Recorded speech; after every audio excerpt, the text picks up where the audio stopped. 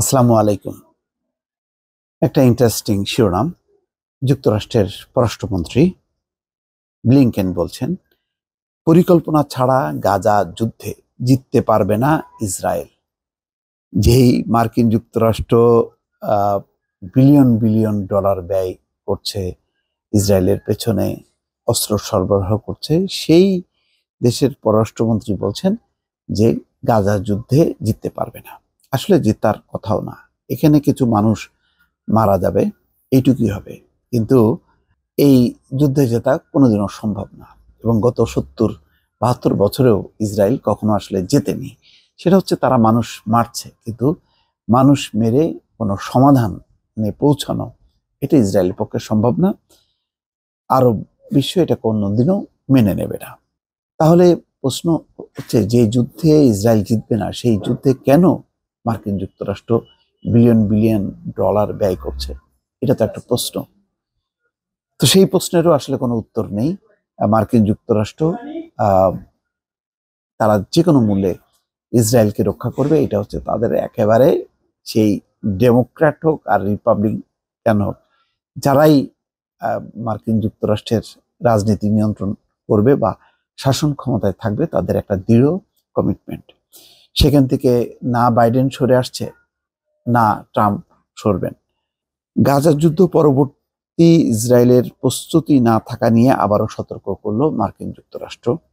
এই অঞ্চলে কিভাবে সরকার প্রতিষ্ঠিত এবং পরিচালিত হবে সে বিষয়ে জানতে যুক্তরাষ্ট্র প্রশ্ন তুলছে। আল জাজিরার এটি খবর।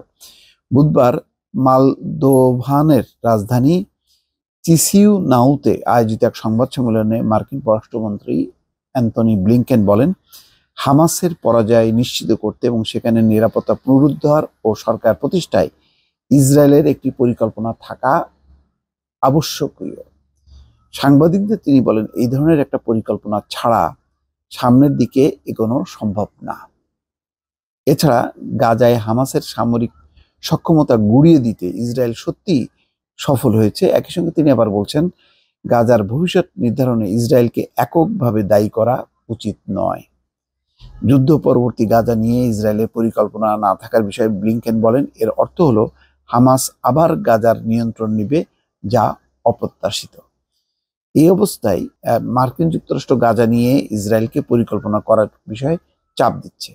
তাদের দাবি, যুদ্ধের পর একটি সংস্কারকৃত ফিলিস্তিন কর্তৃপক্ষের মাধ্যমে গাজা পরিচালিত, অর্থাৎ হামাস নিয়ন্ত্রণ হারাবে, হামাস ধ্বংস হবে, তারপরে ফিলিস্তিনের মানে নতজানু একটা সরকার তারা প্রতিষ্ঠা করবে, যেই নতজানু সরকার ইসরায়েলের মদদ নিয়ে গাজা পরিচালিত করবে। এটা বাস্তবে আসলে সম্ভব না। কোনো ফিলিস্তিন জনগণ এই পরিস্থিতি মেনে নেবে না।